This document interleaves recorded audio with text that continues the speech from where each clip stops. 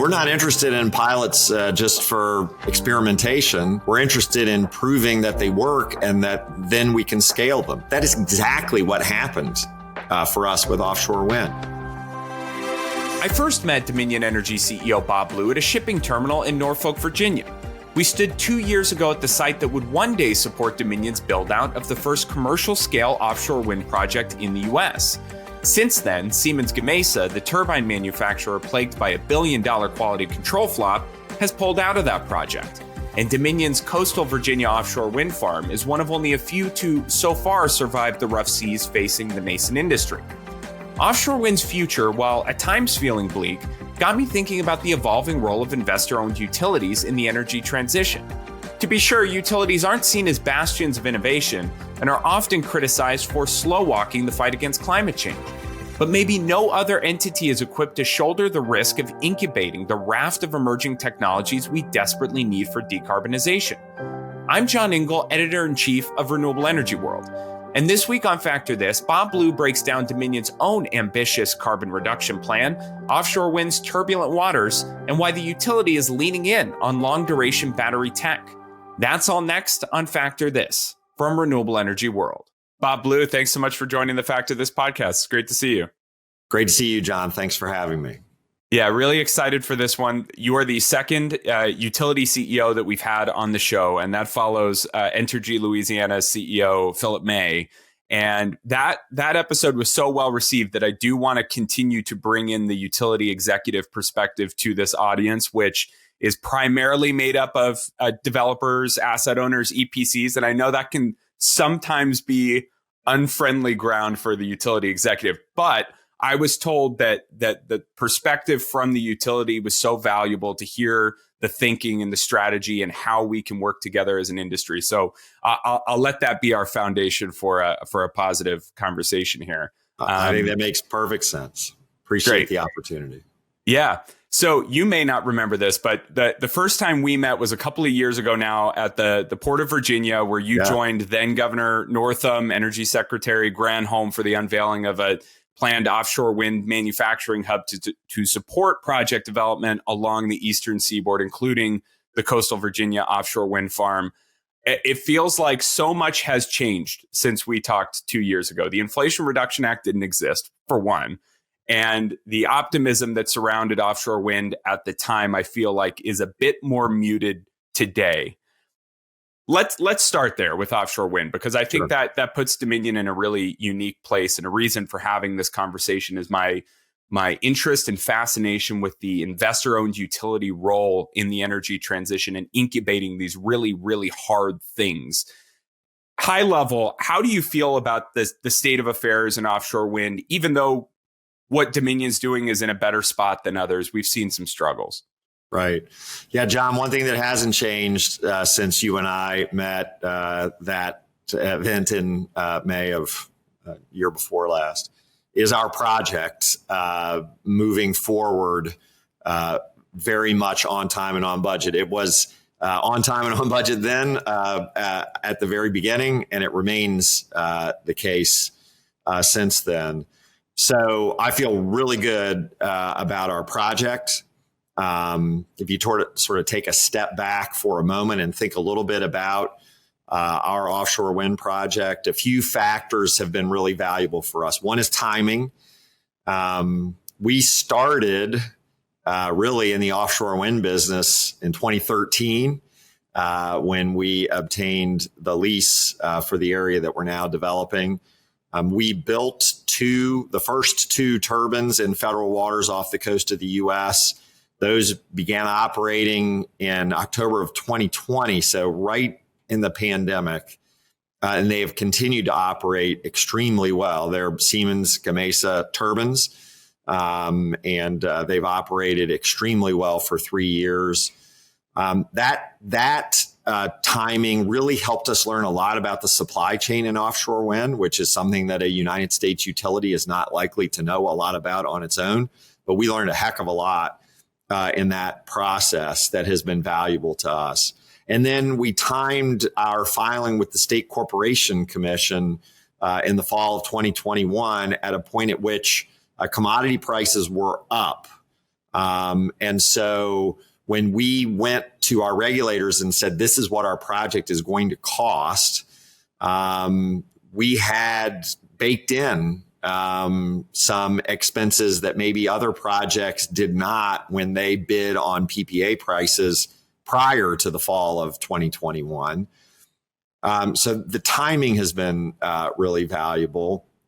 The regulatory process, we're different than any other United States offshore wind project in that it is a regulated project. It's not a PPA project. And I know people have different views on whether projects are better done in a regulated construct or through a PPA. We feel very strongly about the value of the regulated construct. We can talk more about that as we go forward. But for this project in particular, the benefit of that regulated construct was that we went to our regulators with firm contracts and we had locked in our position in the supply chain. And that's incredibly important, we're finding, because there is extraordinary demand for offshore wind, not just in the United States, in Europe, in Asia, a relatively small supply chain. And so those companies that are the suppliers to us are seeing a lot of demand. We locked in our slots. That's proving very valuable. You know, I saw you at the event with Governor Northam. We just did an event a few weeks ago with now Governor Youngkin, celebrating the arrival of our first 8 foundations or monopiles for our project. Incredible support.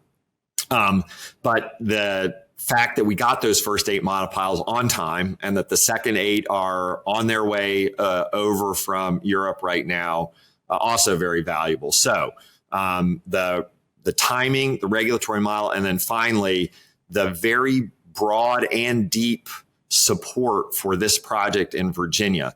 The event that you came to with the Secretary of Energy and the governor, we just had the event that I mentioned with Governor Youngkin, new governor, the lieutenant governor was there, the attorney general was there, representatives from the Department of the Interior were there, local officials, state officials, bipartisan support, environmental groups, labor unions, all there in support of this project. So that kind of political and stakeholder support is incredibly important to the success of this project. So I would identify timing, regulatory model, and stakeholder support as really helping our project progress. So that sense of optimism we had at the event where you and I met remains today. As to the industry more broadly, you know, I'm focused on one project in particular, so I am not an expert on the industry more broadly. But if you think about some of the factors that are affecting the U.S. projects, I don't believe they're ones that are going to be here forever. Inflation is affecting the entire economy and obviously affecting the supply chain for offshore wind. The ramp up of the offshore wind supply chain that I described, that will eventually, I believe, work itself out. And I believe there will continue to be stakeholder and political support for offshore wind, because if you think about the states on the East Coast that are interested in these projects, they have demand for electricity and they have goals for clean electricity. And at the scale we're talking about, offshore wind makes enormous sense. So certainly some challenges, but I think the long-term prospects are still quite good for the offshore wind industry, and the short-term prospects for our project are still quite good, and we feel really good about it. You touched on a couple of things that I want to dig into there that I think are really interesting. One on supply chain. So I think it was only in the last few weeks Siemens Gamesa, I think, pulled out of that project that we visited 2 years ago, in large part due to the broader company-wide issues they have with reliability and turbine quality. Has that impacted you guys at all? I know you mentioned the 2 in the water now are SG. So just curious off the bat if you've evaluated that. Hasn't affected us at all. So a couple things to note. First, very disappointing that they're not going to be able to build that blade finishing factory that they had planned on. does not change our project. We had the ability to use that facility or not use that facility. So our blades will now be manufactured in a mature facility in Europe. There are advantages to that from the project point of view. Anytime you're manufacturing in a mature facility that has done this before, that can be an advantage. So for our project purposes, this does not change anything. It is disappointing that those jobs won't be coming to Virginia. I will say there's plenty of other supply chain and job opportunities associated with our project that we're seeing popping up. 500 people involved already. As we expect, once the project is done and online, it will support 1,000 direct and indirect jobs. So and you see that in Hampton Roads with the support for this project and understanding of the economic benefit. So that is a very unfortunate, but does not affect the project.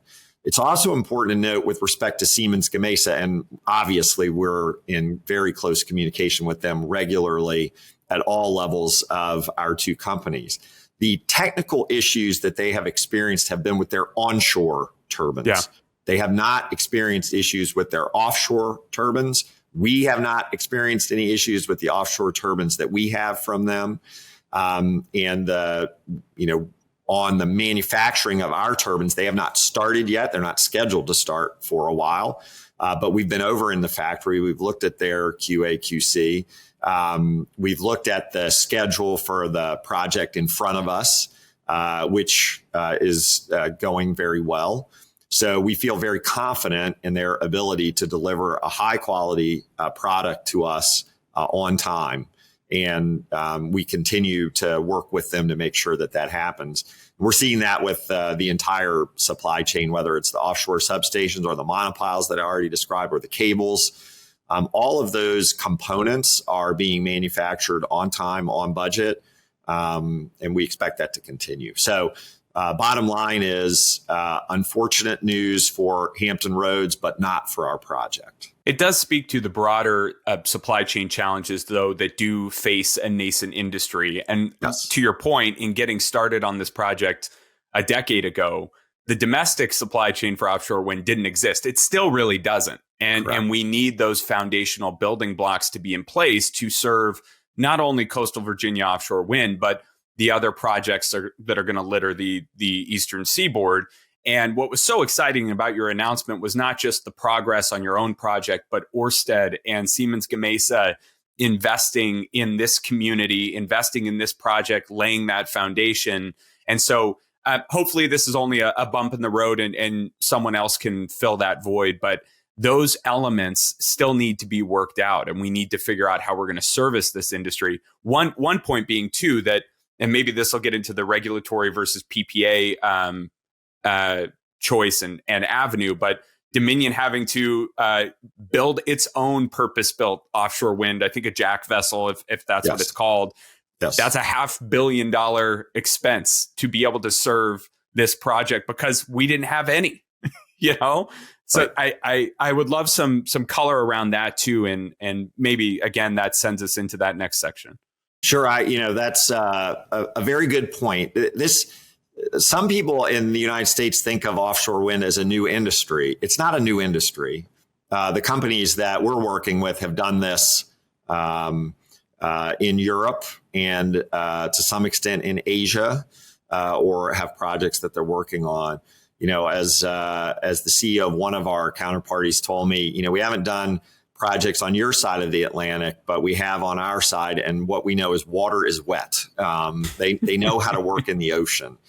But as the industry matures, we will need more U.S. based supply chain. As I described, I still think the longer term prospects, I don't want to say long term because I don't think it's long term. I think longer, it's not going to happen quite as fast maybe as we might have thought a couple of years ago. But the longer term prospects for offshore wind remain good because it's important for reliability and for increasingly clean energy. up and down the East Coast. And so I think the supply chain will develop in order to meet that need. And we're going to be training people to work on maintaining this project. Initially, Siemens Gamesa has a long-term services agreement with us, but our folks will be working in parallel. And then eventually we will be maintaining and as well as operating this wind farm. And I think you're going to see more of that as these projects move forward. So this doesn't dim my optimism. As to Charybdis, which is the name of the wind turbine installation vessel that we're having constructed in Brownsville, Texas. There's some unique aspects of United States law. The Jones Act is what is driving that construction. Bringing in a vessel from Europe doesn't work for wind turbine installation with the Jones Act. And as the sizes of the turbines get bigger, we're going to need bigger installation vessels in order to handle that. So that's why we decided, we need to get somebody to build us a Jones Act compliant vessel. There are methods that can be used, feeder barges that allow compliance with the Jones Act. It requires a little more complexity in execution. Whereas having a Jones Act compliant vessel means you pick up the turbines and the transition pieces from the port in Hampton Roads and you take them straight out and install them. So there are real advantages to having a vessel like that. The regulatory model that we had gave us the confidence that we were going to be able to move forward with this project. And it was important to us to make sure that we could maintain schedule certainty. One thing that we've learned as we've learned more about the offshore wind construction process is that given the serial nature of what you're doing, you need to stay on time. It's true of any large project, but maybe particularly true here. You don't want to have your vessel ready and be paying for it when you don't have the components, and vice versa. You don't want the components sitting there without a vessel. So we thought it made sense to undertake it. It has been a little bit delayed, but it is very much on track. At our most recent quarterly earnings call, we discussed the fact that the first leg had been installed. It's called a jackup rig because it puts legs down on the ocean floor and stabilizes when it's installing turbines. The second leg is now in, and work is continuing on the other legs and the hull weld out. But they are making very good progress on Charybdis. It will work very well for our project. We're looking forward to being able to use it. Let's unpack a little bit more of the regulated business versus unregulated business and the choice to take the path that you did in going through the regulated construct. You talked about the challenges with PPAs. We've seen a few canceled in the last couple of months. Avangrid's with Connecticut and Massachusetts utilities. Ørsted's in New Jersey was pretty high profile in the last few weeks. Why did you make that decision? Because going that route does not make it easier. It's different. But right. You as an entity, as Dominion, got plenty of flack from name your source for the $10.6 billion price tag or the adjustment to the costs when, inflation and supply chain issues started to set in. Take us through that thinking and how it's gone. And maybe there's a lesson in there somewhere for other utilities that might be going this route. First of all, remember it's a $9.8 billion project, so not 10.6. I remember writing 10.6. I don't remember that when that was, and maybe it was inaccurate. Maybe I need to go back and find that. But it's been years, Bob, since I wrote that. Enough. So give me a break. But what's $1 billion between friends? Don't answer that. With our regulators and stakeholders, $1 billion is very meaningful as it is. Your PR team just started to sweat beads down their face when they heard you say that. So it wasn't a choice by the company. It was a choice by the Commonwealth of Virginia. The markets are different in different states. The states north of Virginia along the coast made the decision some years ago to deregulate generation supply, not just for offshore wind, but for anything. And Virginia had started down that path, as many states had, and in 2007 made the decision, the Virginia legislature made the decision, no, we're going to stay with the vertically integrated utility model that is more common from Virginia south. And so there's sort of different states have different models.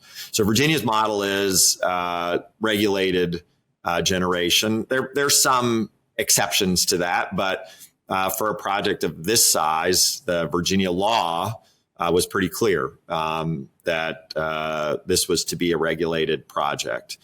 And that's the role of a regulated utility. We implement policy that is driven by our regulators.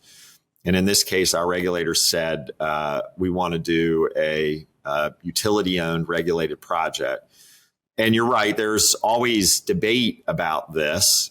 So far, I think the returns would suggest that this has been the right approach for all the reasons that you mentioned already, and for ones that I discussed about why our project, we believe, is going as well as it has. And it's our job as a regulated utility carrying out the policy of the state to go to our regulators and say, this is what the project looks like. This is what it's going to cost. This is why we believe it's going to cost. You take a look and do a thorough evaluation and decide whether this is a project that should go forward. This one was a little unique. It had some statutory provisions that are a little different than other ones because the state had decided to get into offshore wind in a big way. And so we're carrying out that policy. We're proud to do it. We think we're doing it well. We think we have a track record of building large projects well for the benefit of our customers. And we're quite confident that's what's going to happen here.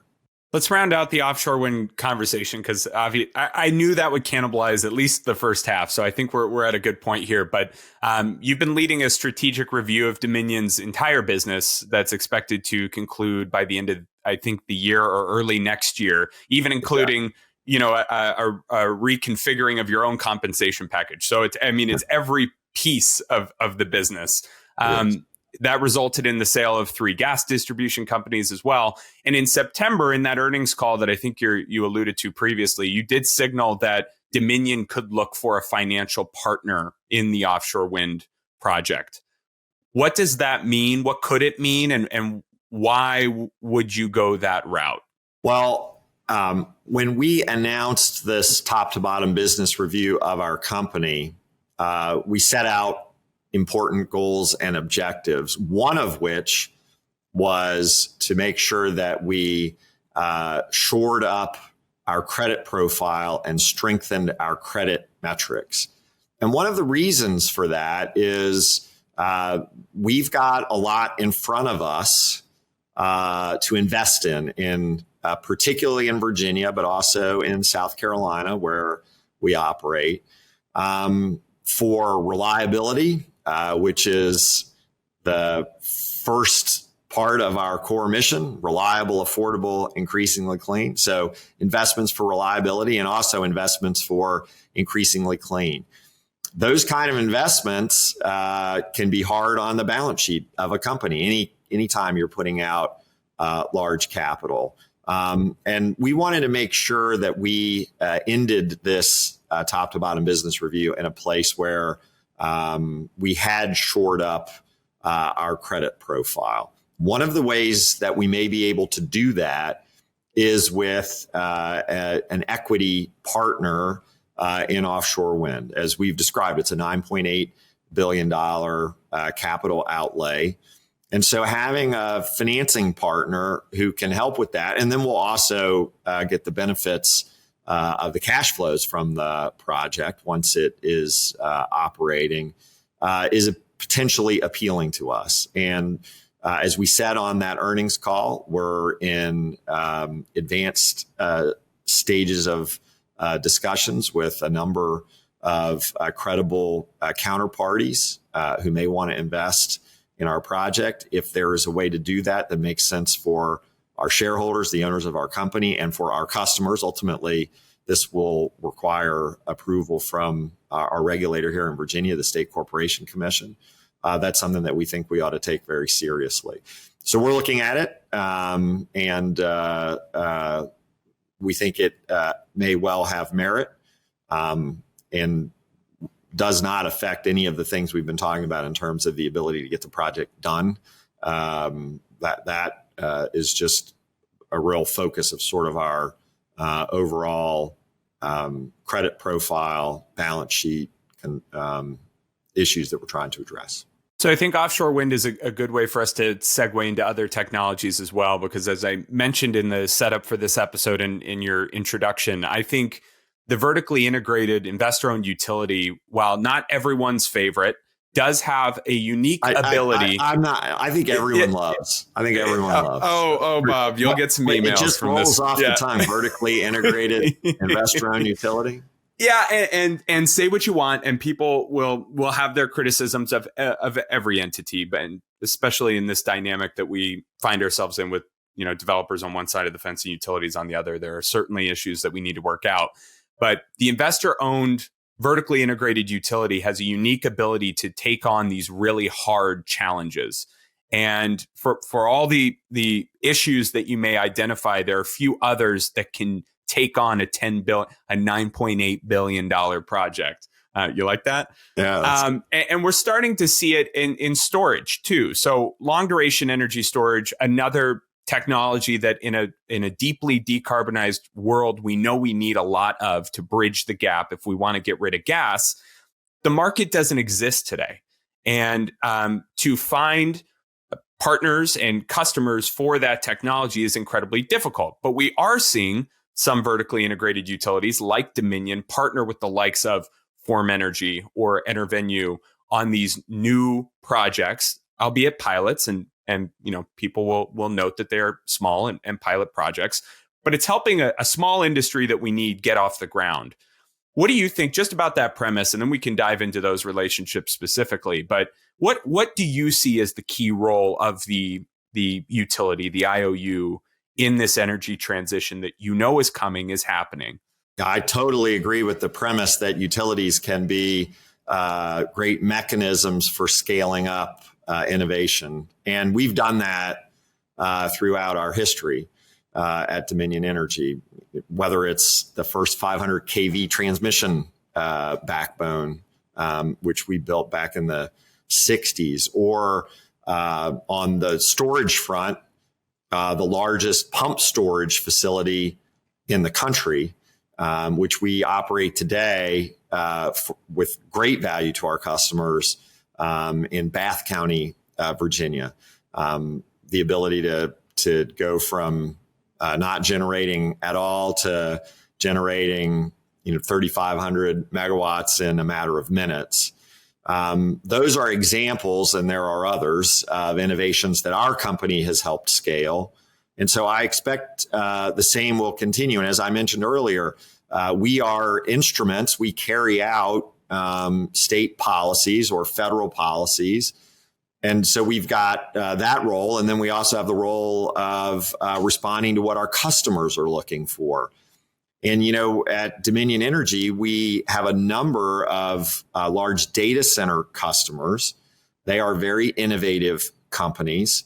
They are interested in clean energy. And so they're also looking for ways to scale up and help the energy transition in a way, because they in addition to being innovative companies, they're large customers and they don't want to pay too much. So they want to make sure it's affordable, and they want to make sure it's reliable, because particularly if you're a data center, you can't afford any downtime. So we have sort of the response to and our residential customers are interested again in making sure that we're giving them reliable, affordable, and they're interested in increasingly clean energy too. So we get that from policymakers, from customers large and small. And so what we find is an approach that works well is a pilot that we can potentially scale up once we've proven out the concept. Offshore wind is a great example of that. We've got those 2 turbines operating offshore in Virginia. That's a model that worked well for us. So we're pursuing that same kind of approach with long duration storage. We do have a project we've announced with Form for a battery that could last for potentially 100 hours. Lithium ion batteries are great, and their costs have come down, and we're using them, and we'll ramp up more use of them. They're about 4 hours. Our pump storage at Bath County, large scale, that's about 8 hours. It's dark at night for longer than 4 hours. And there are times when the wind's not blowing as much as you want. So being able to take advantage of storage for an extended period of time could be a real game changer. We need to make sure that this works with our system, and we need to make sure that it works for sort of all the stakeholders who are involved. I mean, fundamentally for us, as we think about the energy transition, we need to make sure that we are moving through it in a way that is reliable, because these sources of generating electricity are different. They put different stresses on the grid. A grid that was built with the idea of central power plants, dispatchable central power plants transmitting and distributing electricity out. That's the way the machine has been built. And now we're trying to use the machine in a different way. And we need to make sure that we can do that reliably. We need to make sure that we can do it affordably. And we need to be able to do it fast enough. And that raises some issues of permitting that perhaps we can talk about if you're interested. All of those things are factors at play. But we think we can be an instrument to scale up some of these technologies in a smart way, taking advantage of our knowledge of the grid and our history of smart innovation, and continue to do that going forward.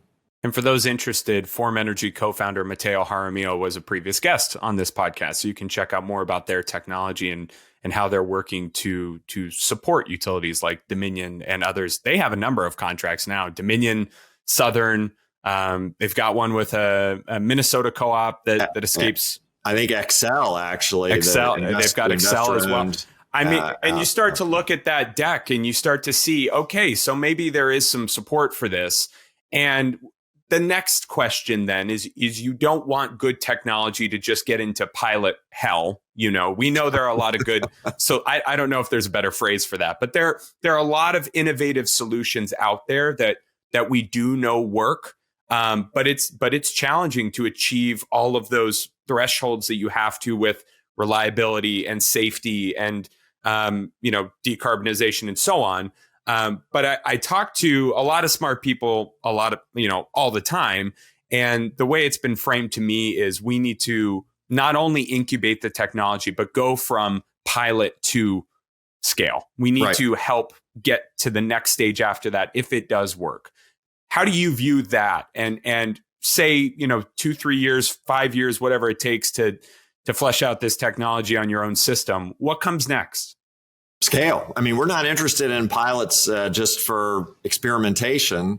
We're interested in proving that they work and that then we can scale them. I know we're offshore wind's kind of dominating the conversation, but that is exactly what happened for us with offshore wind. When we bought the lease in 2013, it was with an idea that this would work, but not with total knowledge. And building those 2 pilot turbines gave us the confidence to say, okay, now we're going to add 176 more larger turbines in the same area. And there are examples of that across the industry within our company, where we try technology or a new way of doing things, and then we scale it up. I know that there are those who think we don't move fast enough. I get that. And I would say to those folks that we can't afford major issues that cause reliability challenges. That is just not acceptable. It's life threatening when we can't provide reliable electricity to our customers. And so we're going to make sure before we deploy something at scale that it is going to work effectively. I was talking to our innovation award winners at our company. We have an award that we give every year to teams that compete for innovative ideas. And when I was talking to them a couple of weeks ago, I said, you hear the phrase sort of in the tech world sometimes, or at least you used to, move fast and break things. Like, we can't afford to do that at our company, the break things part. The our fail customers, forward faster. It's too important to our customers to make sure that we're reliable. So that is a balance that we have to strike. I think we do it very effectively. I understand there are others who think that we're a little bit too slow, but we want to make sure that what we're doing works with the system. And I do think that over time, with technological advances that we are happy to try to implement, that some things that in our world have been more blunt instruments can start to become more refined. Just within the last decade, we've gotten much more visibility into the grid than we used to have. It wasn't that long ago, and it's still true for some of our customers, that the way we find out they don't have power is they call us or now use an app on the web. We now have AMI metering infrastructure deployed. And it seems like, well, how hard could that have been? Well, it can be pretty technically challenging to get all that done. But now having that kind of visibility, and there are other examples of that across the system, to have more visibility into this very complicated machine that we're operating should give us the ability to refine and do some things that are not as blunt instruments to increase the capacity of the grid and allow us to operate in ways that we have not operated before, because we can see what's going on out there. But we're going to test and study carefully before we deploy at scale. But that's ultimately our goal. So if things like long duration storage and our project with Form, if that works financially and from a reliability point of view, then we would absolutely expect to deploy on a broader scale going forward. I think that model works, and we just need to be able to sort of work our way through external factors quickly enough to allow us to deploy. We've mostly talked about generation so far, but this may be the opportunity to include some T&D issues as well. But what do you see as those opportunities on the grid side, be it DERMS and how you're managing distributed energy resources in the field, or you mentioned smart meters, and we're now in this process of AMI 2.0 in some areas, and getting even smarter at the edge instead of just getting that signal that the power is out, knowing why the power is out and what's happening even maybe behind the meter someday. How do you view all of that, and what kind of are your trickiest challenges to sort out on the grid orchestration side, which is harder than just produce electron and send it down the line? Yeah, so I'm not an engineer, I'm a lawyer, so I have to be careful where I I'm tread. neither. But when I first moved out of the services company, the law side of our business, into operations, one of our very smart transmission leaders said to me, you need to understand that the way the grid is configured today, rotating mass is critical. And so operating a solely inverter-based grid is not possible the way it's designed right now. So figuring out how to address those kinds of technical issues with ramp speed, with voltage issues that occur. Again, it is hard for people who are not involved, I think, to understand the scale of what we're talking about here. The we operate a little piece of the grid.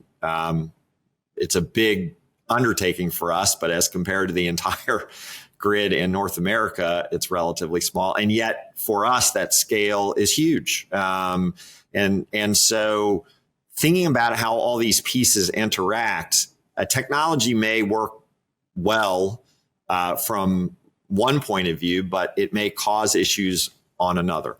And so working with outside parties and with our own very capable people, we just need to figure out how to integrate a lot of very useful technologies on the grid side that will help us maintain voltage, that will allow us to ensure power quality, even as we're generating differently and as customers are using energy differently. And then the final piece that I think we need to keep in mind is making sure that we're very close to our customers. We don't just need to adopt an approach and say, this is what we're doing, use it. We need to be customer driven. Let's not waste a lot of time on advances, what we think of our advances that our customers are not going to find ultimately terribly useful. So there's a lot of pieces that go into it from an engineering and a human behavior point of view that we need to try to put together. But ultimately, to be able to squeeze more capacity out of the existing grid, if I might use a sort of a lawyerly way of describing something that's very complicated from a technical point of view, but squeezing more capacity out of the existing grid is going to be incredibly important as we see additional electrification and load growth, and knowing that we're not just going to be able to double the size in terms of the number of wires that are out there. We're going to have to do that, but we're not going to be able to. We're going to have to add capacity, but we're not going to be able to just double the size of the grid in the next few years.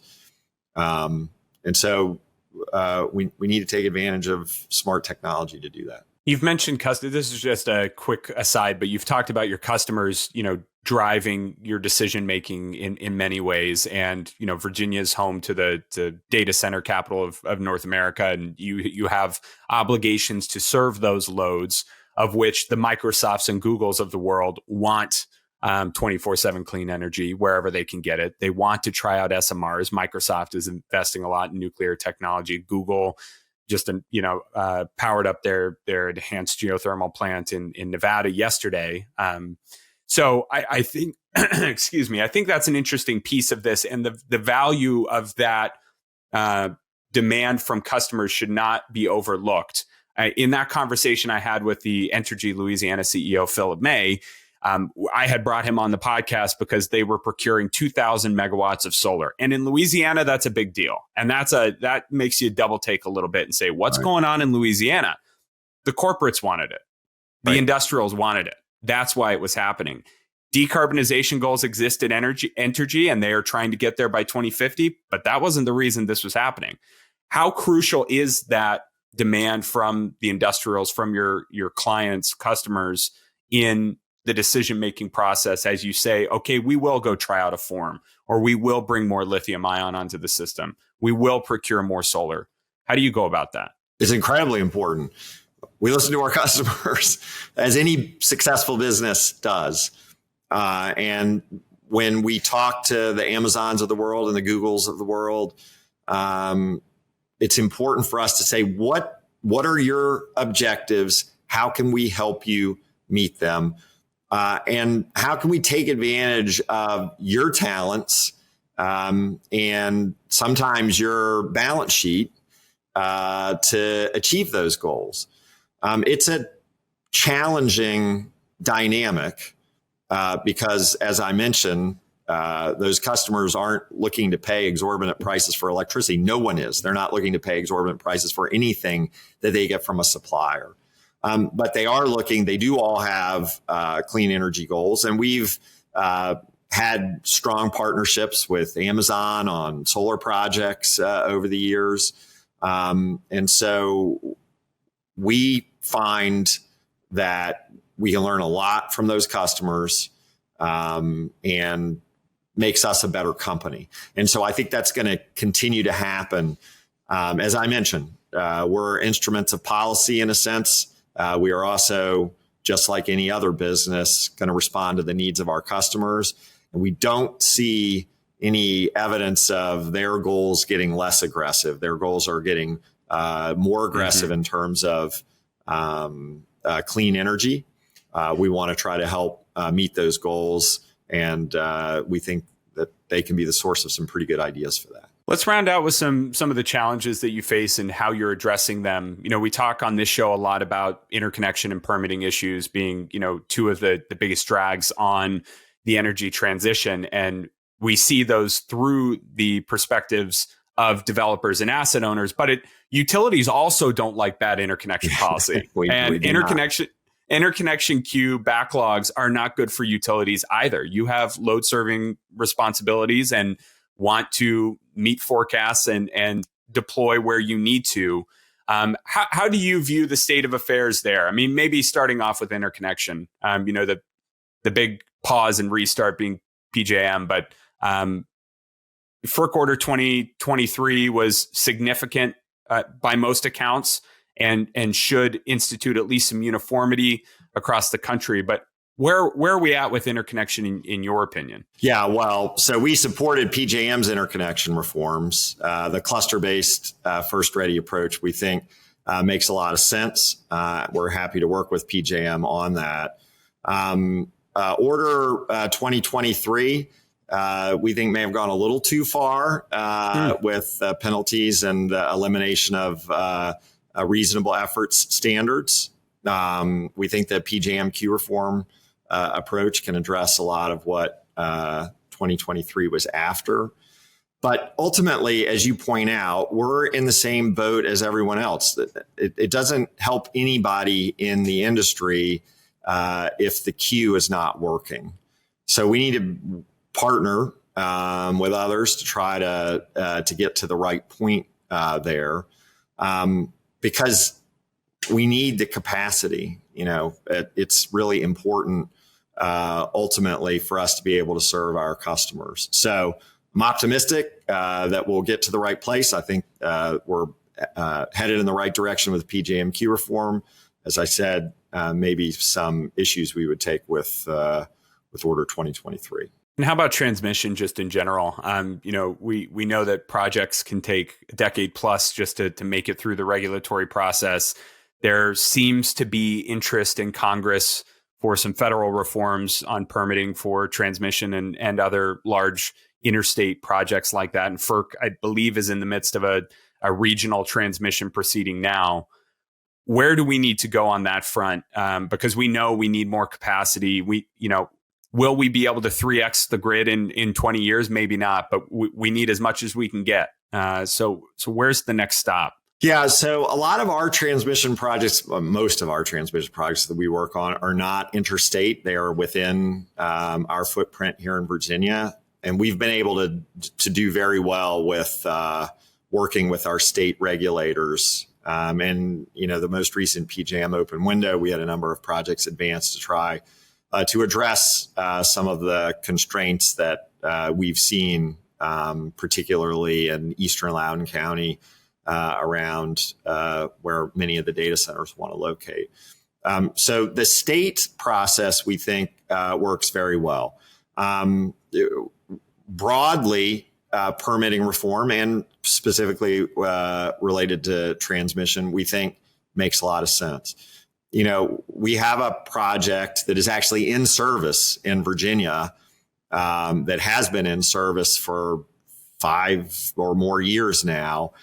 That was needed because we were retiring coal in a part of the state. So we started the permitting process a decade ago. We built the line. A court invalidated the permit.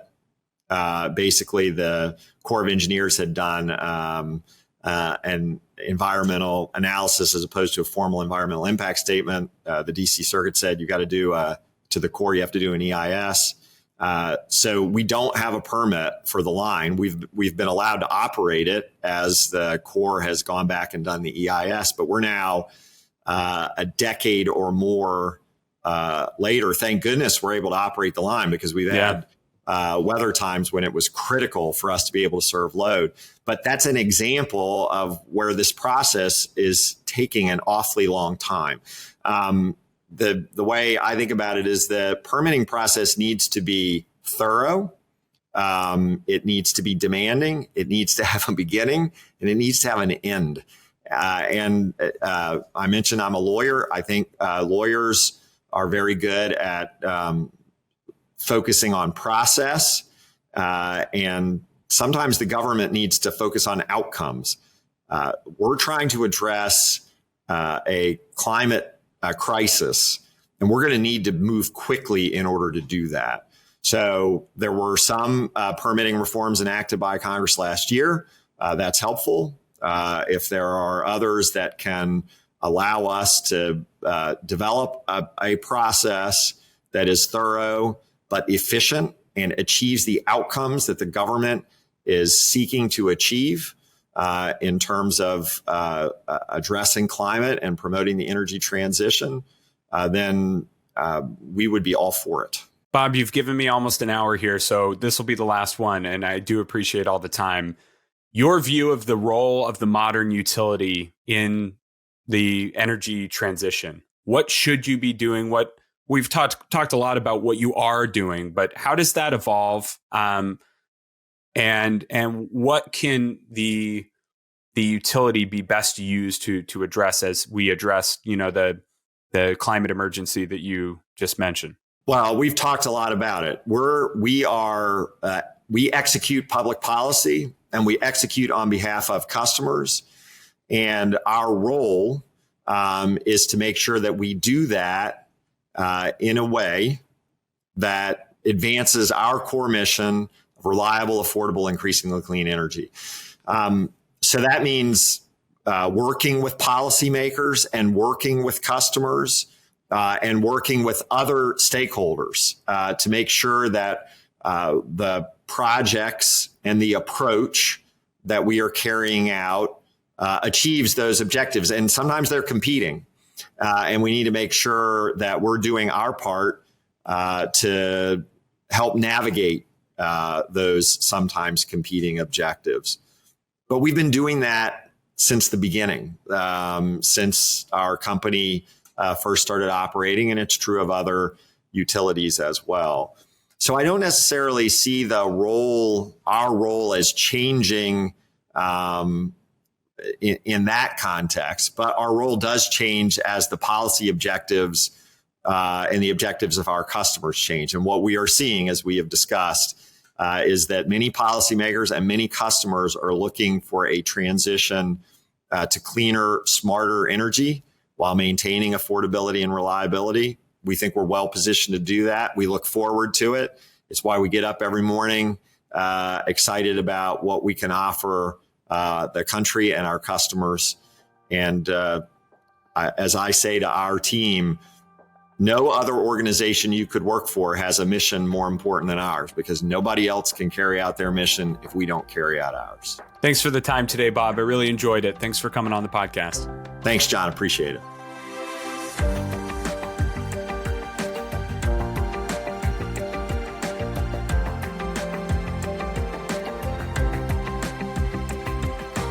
Thanks again to Bob Blue for joining the podcast.